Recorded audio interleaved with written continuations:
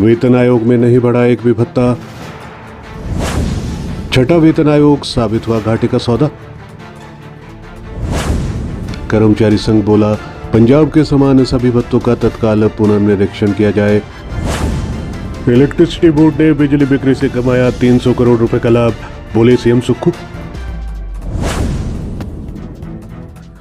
1 जनवरी 2016 से हिमाचल प्रदेश में कर्मचारी और पेंशनरों के लिए छठा वेतन आयोग लागू किया गया, लेकिन पंजाब तर्ज पर भत्तों में पिछले 10 वर्षों से कोई वृद्धि या पुनर्निरीक्षण नहीं किया गया। पंजाब सरकार ने वर्ष 2021 में छठे वेतन आयोग की सिफारिशों को लागू करते हुए कन्वीनियंस भत्ता, फिक्स्ड ट्रैवलिंग अलाउंस, मोबाइल भत्ता, हाउस रेंट अलाउंस, ग्रामीण क्षेत्र भत्ता, सिटी कंपनसेटरी भत्ता तथा फिक्स्ड मेडिकल भत्ता सहित अधिकांश भत्तों में उल्लेखनीय बढ़ोतरी की है और उच्च शिक्षा प्राप्त करने वाले कर्मचारियों के लिए पीएचडी, परस्नातक एवं डिप्लोमा धारकों को 10,000 से 30,000 रुपए तक का एक मुश्त उच्च शिक्षा प्रोत्साहन भी लागू किया गया है। इसके अलावा हिमाचल प्रदेश में वर्ष 2016 में नया वेतन आयोग लागू होने के बाद भी उसके पूरे कार्यकाल में एक भी प्रमुख भत्ता नहीं बढ़ाया गया है, जिसके कारण कर्मचारियों को मेडिकल, एचआरए, कन्वीनियंस और मोबाइल भत्ते में प्रतिमाह तथा एरियर के रूप में भारी आर्थिक नुकसान उठाना पड़ रहा है। महंगाई भत्ता भी 13% लंबित होने से प्रतिमाह वेतन में हजारों रुपए का नुकसान हो रहा है। राजकीय टीजीटी कला संघ के प्रदेश महासचिव विजय हीर ने सरकार से मांग की है कि पंजाब के समान सभी भत्तों का तत्काल पुनर्निरीक्षण किया जाए, वर्ष 2016 से एरियर स्वीकृत किए जाए और मोबाइल भत्ता, उच्च शिक्षा प्रोत्साहन भत्ता हिमाचल में भी लागू किया जाए। हर माह 1% डीए बढ़ाया जाए। लाखों रुपए का वेतन आयोग एरियर और डीए एरियर भी 10 साल में नहीं मिला। इतने समय में ये राशि 2 गुना से ज्यादा हो जाती।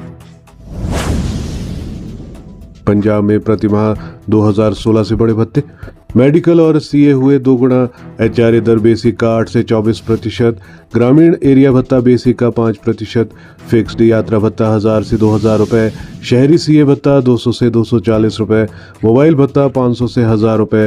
हिमाचल में उच्च शिक्षा भत्ता, मोबाइल भत्ता आदि दिए ही नहीं गए हैं। कर्मचारी संघ ने हिमाचल सरकार से मांग की है कि इन सभी भत्तों की बढ़ोतरी जल्द से जल्द की जाए, क्योंकि अब 2026 से 7वां वेतन आयोग शुरू हो चुका है और यहां पर अभी भी हिमाचल के कर्मचारियों को पिछले वेतन आयोग के भत्तों में कोई भी बढ़ोतरी नहीं की गई है। मुख्यमंत्री सुखविंदर सिंह सुक्खू ने कहा है कि हिमाचल प्रदेश राज्य विद्युत बोर्ड लिमिटेड यानी कि HPSCBL ने 31 दिसंबर 2025 तक 300 करोड़ रुपए का लाभ अर्जित किया है, जबकि 31 दिसंबर 2024 तक इसी अवधि में ये 206 करोड़ रुपए था। मुख्यमंत्री ने कहा कि ये उपलब्धि राज्य सरकार की व्यवस्था परिवर्तन नीति का परिणाम है, जिसका उद्देश्य शासन को पारदर्शी, प्रभावी और जनहितैषी बनाना है। उन्होंने कहा कि सुधारों, बेहतर वित्तीय प्रबंधन और तथ्य आधारित निर्णयों से बिजली क्षेत्र की पुरानी समस्याओं को दूर किया गया है, जिसमें बोर्ड की आर्थिक स्थिति मजबूत हुई है। प्रदेश सरकार ने बिजली व्यवस्था को आधुनिक बनाने के लिए राज्य में हिमाचल प्रदेश विद्युत ग्रिड कोड लागू किया है, जिससे बिजली संचालन राष्ट्रीय मानकों के अनुरूप हुआ है। इससे ग्रिड की सुरक्षा बढ़ी और बिजली आपूर्ति और अधिक सुचारू और निर्बाध बनी है। उन्होंने कहा है कि उपभोक्ताओं की सुविधा के लिए शिमला और धर्मशाला में 1.5 लाख स्मार्ट मीटर लगाए जा रहे हैं। इन मीटरों से उपभोक्ता मोबाइल ऐप के माध्यम से अपनी रोजाना बिजली खपत की जानकारी प्राप्त कर सकते हैं। इसके अलावा कालाम जैसे औद्योगिक क्षेत्रों में SCADA प्रणाली लागू की गई है, जिससे बिजली नुकसान में लगभग 4% की कमी आई है। मुख्यमंत्री ने कहा है कि प्रदेश सरकार के डिजिटल सुधारों से खर्च में भी बड़ी बचत हुई है। पुराने और महंगे अनुबंधों को समाप्त कर पारदर्शी टेंडर प्रक्रिया अपनाने से बिजली बिलिंग और IT सेवाओं पर होने वाले वार्षिक खर्च 46% तक घटा है। उन्होंने कहा है कि HPSCBL के फील्ड कर्मचारी इसकी सबसे बड़ी ताकत है। इन्हीं के प्रयासों से निर्बाध बिजली आपूर्ति सुनिश्चित होती है और आपदाओं के समय बिजली बहाली संभव हो पाती है। इसको ध्यान में रखते हुए राज्य सरकार ने बोर्ड में 2100 से अधिक युवाओं की भर्ती को मंजूरी दी है।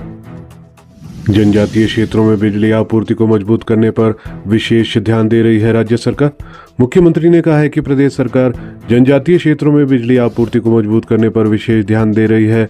किलाड़ घाटी में 62 करोड़ रुपए की परियोजनाओं पर कार्य किया जा रहा है, जिनमें नई बिजली लाइनों का निर्माण शामिल है। वहीं काजा के दूर दराज क्षेत्रों में 148 परिवारों को सोलर ऑफ ग्रिड सिस्टम उपलब्ध करवाए गए हैं। इसके अतिरिक्त चंबा जिले के पांगी जनजातीय क्षेत्र में बैटरी भंडारण प्रणाली के साथ सोलर परियोजनाएं स्थापित की जा रही है। सीएम ने कहा है कि जनजातीय क्षेत्रों में 250 केवी से 1 मेगावाट तक के ऊर्जा संयंत्र स्थापित करने के लिए 5%, जबकि गैर जनजातीय क्षेत्रों में 4% तक की ब्याज सब्सिडी का प्रावधान किया गया है। प्रदेश सरकार इन क्षेत्रों के लोगों को 1 मेगावाट से अधिक के सौर संयंत्रों पर 3% तक का ब्याज उपदान प्रदान कर रही है। हमारे चैनल पर दी गई सभी जानकारियां विश्वसनीय समाचार पत्रों के माध्यम से एकत्रित कर आपको दी जाती है। हर खबर का लिंक डिस्क्रिप्शन में दिया जाता है। किसी भी खबर की पुष्टि हमारे लिए संभव नहीं है।